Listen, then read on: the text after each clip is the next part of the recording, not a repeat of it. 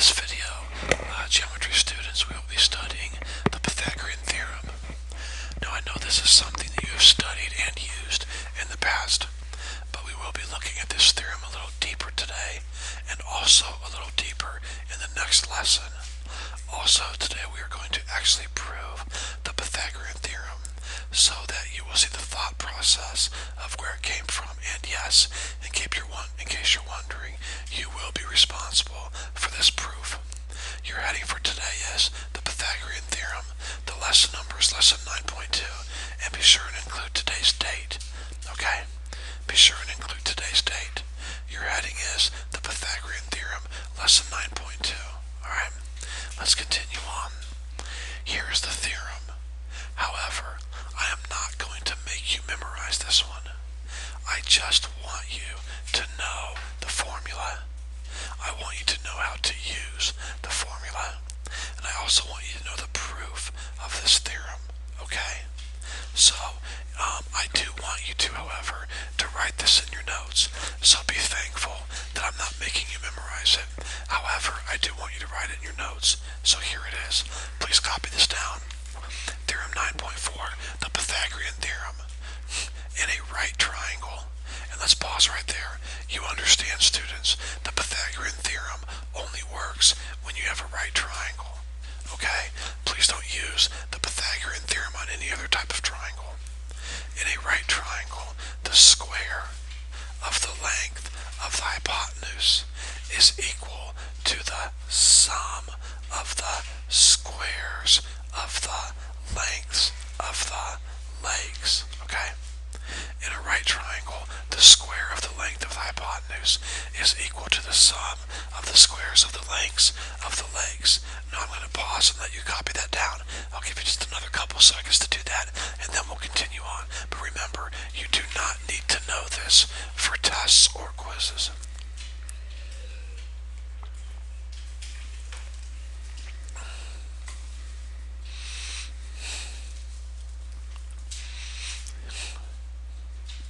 Okay, now students, understand Pythagorean's theorem is usually written like this. And those that had me in 8th grade mathematics know I really prefer this instead. Leg squared plus leg squared equals hypotenuse squared. But students, to be honest with you, either one of these two formulas is fine, okay? As long as you understand that A and B are legs and C is the hypotenuse, okay? So here's the Pythagorean Theorem. We're going to use this a lot today. Please copy both of these in your notes, or if you prefer, just copy one of these in your notes, the one that you're going to use. Either way is fine, okay?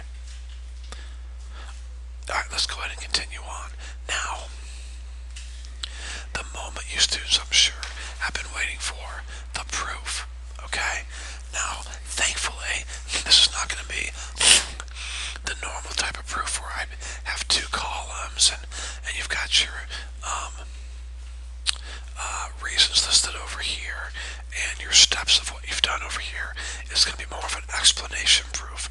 It's really not that hard, but it's very cool to see how all of this math ties together and how we come up with the Pythagorean Theorem. So in your notes, please copy down this triangle. Copy it just like this, okay? With the same letters. We're going to call this vertex A. Go ahead and copy this down, please. We're going to call this vertex C. We're going to call this vertex B. And notice when you go across from B, this side is little b. When you go across from C, this side is little c. And when you go across from angle A or vertex A, you get little a over here, okay? So pretty easy to remember. Now on a test or a quiz, I'm going to actually give this to you right here. I'm going to give you this triangle, and then I'm going to write this off to the side.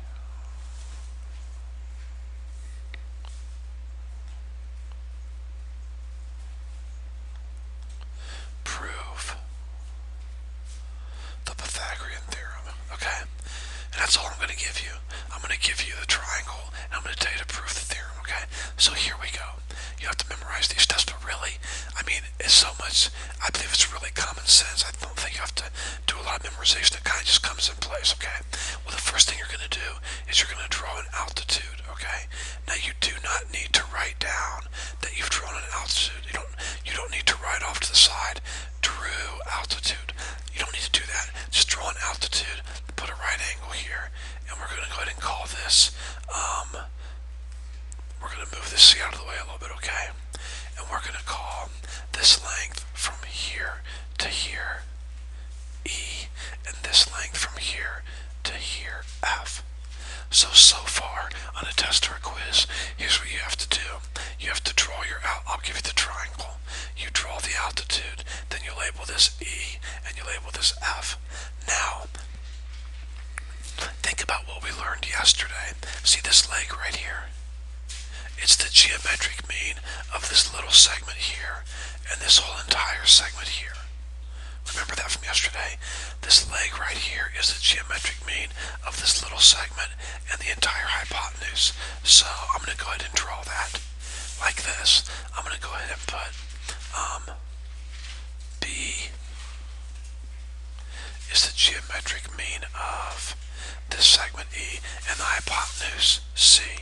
So if you cross multiply, you would have B squared equals EC. So far on a test or a quiz, you would draw your altitude, you would put E, you would put F, then you would write this ratio here, and then write this. And now do the same thing over here. See this leg right here? Is this leg right here not the geometric mean of F, and then the entire length of the hypotenuse? Let's go over that again, okay? This leg right here is the geometric mean of this segment here, and the entire hypotenuse. We learned that yesterday. So, we're taking the geometric mean of this segment here, F, and the whole hypotenuse, C. So we're taking the geometric mean of F and C. And of course we're going to get out A. So go ahead and cross multiply, and set equal, we get A squared equals FC. So let's review so far in a test or a quiz. If you want to number these in steps, step 1 you would draw the altitude, step 2 you would put a letter here, step 3 put a letter here, step 4 you would do all of this, and step 5 you would do all of this just like this, okay? Now you don't have to number them, I'm just saying if it helps you learn it, then go ahead and number them, okay? Alright, now this makes so much sense. Watch this, guys. Take this formula here, this equation, draw an arrow. Now watch what I'm going to do. See this A squared? I'm going to add to it B squared. Can you do that, Mr. Earhart? Sure you can. Look, pretend for a second I added 5 to the A squared. Just pretend I did that. Well, if I add 5 to one side, what do I have to add to the other side? 5. As long as I add the same thing to both sides, then I'm totally allowed to do that. So I have A squared, and what did I add to it? B squared. So over here, FC, you think you're going to add what? B squared, but we're not. What does B squared equal? EC. So if B squared is the same thing as EC, I'm going to put EC right here. Okay? So I added B squared to this side, and I really added B squared to this side, because B squared equals EC. Now, watch what I do next. On the right side of the equation, notice both of these terms have a C. Got it? So I factor out a C, and I'm left with, watch this carefully, I'm going to pull a C out of both of them, and I'm left with F plus E. Now how do I know that's right? Take that C, and if you multiplied it back through, C times F is FC, C times E is EC. You get the exact same thing. So I pulled out the letter C. Now let's review. So on a test or a quiz, you first draw the altitude. Then you put, so you do this first. Then you put an E. Then you put an F. Then you do all of this here. Then you do all of this here. And then bring this equation up here. Step 6, you add B squared to both sides. And step 7, you pull out a C. Okay? So there we are so far. Alright? If that helps you memorize it, then write all of that down if you need to. Now, look what I have here. F plus E. Well, look up here, guys. Look. From here to here is F. From here to here is E. So if I take F plus plus e. That's this whole side right here, is it not? And what is this whole side right here called? C. So really, to be honest with you, f plus e, this segment plus this segment equals what? C. Do you see that? This segment plus this segment equals the whole segment, which is C. So for f plus e, what can I put for f plus e? I can put C. So I have a squared plus b squared equals C times C. Look, students, we're done. C times C is C squared. We did it. We just proved or wrote Pythagorean's theorem. There we go. We did it. Now, let me say something to you. Stop and think how we got this. It all started with dealing with similar polygons. Then we applied that to similar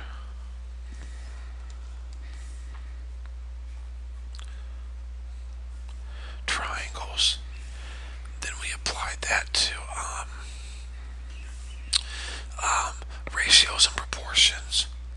And then from that, we came up with those formulas yesterday where the geometric mean of the side here is this segment and the whole segment. And from that, we got Pythagorean's theorem. All of this math really comes together nicely.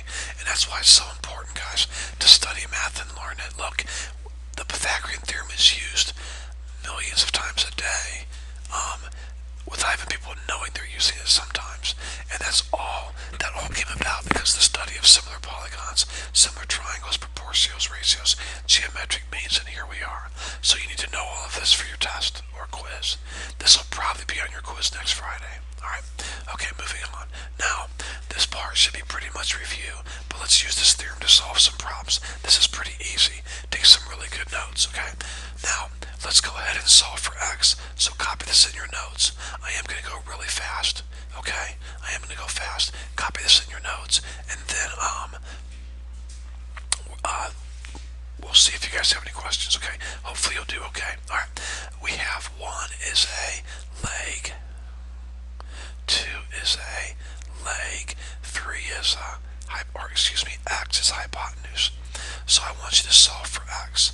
So we're going to use the good old Pythagorean theorem. L squared plus L squared equals h squared. So for one leg, I'm going to put a 1. For the other leg, I'm going to put a 2. And for the hypotenuse, I'm going to put an x. Now, 1 times 1 is 1. 2 times 2 is 4.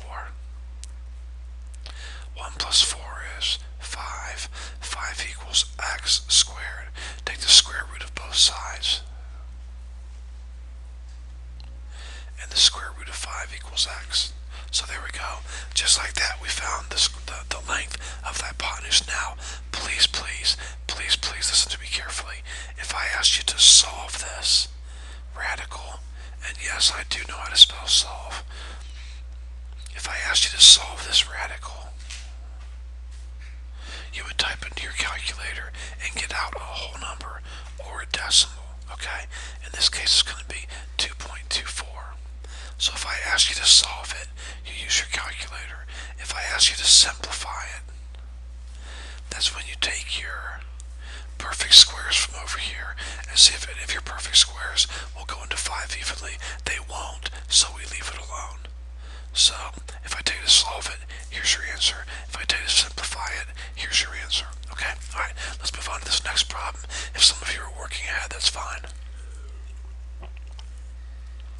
We have a leg here, and a hypotenuse here. Okay?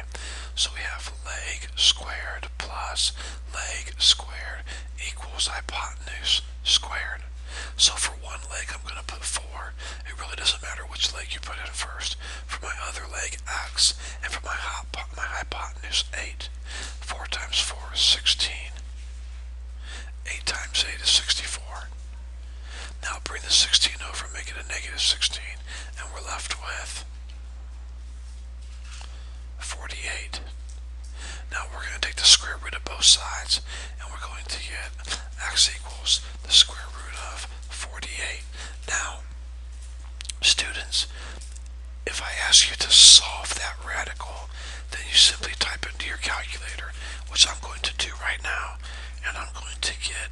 6.93 rounded.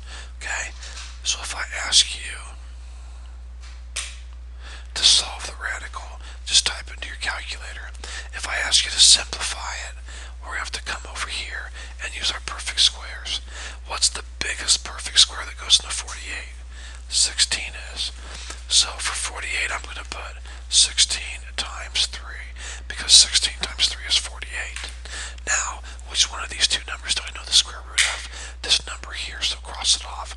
And the square root of 16 is 4, so put a 4 on the outside, and you end up with 4 square root of 3. Now you know you're finished, because none of these perfect squares will go into 3 evenly. Okay, so that's pretty much it, guys. Pretty simple lesson today. Quickly in closing, let's take a look at what a Pythagorean triple is. It's really, really, really easy to understand. You do not need to know this definition, but a Pythagorean triple is when 3 positive integers satisfy the Pythagorean theorem. Okay, now an example always helps, so if you didn't understand what I was saying here, don't worry about it. Probably most of you did not, but let me give you an example so you can see what a Pythagorean triple is. 3, 4, and 5 are a Pythagorean triple. Let me show you how I know that, okay? The biggest number out of the 3 always goes by itself over here. Always. The other two numbers go here, and you're going to add them, and you're going to square each number. See how it looks like the Pythagorean theorem? Okay? So, whenever I give you 3 numbers and say, check to see if it's a Pythagorean triple, but the biggest number all by itself over here, the other two numbers go here and square each number. 3 times 3 is 9. 4 times 4 is 16. 5 times 5 is 25. 9 plus 16 is 25, so look at that.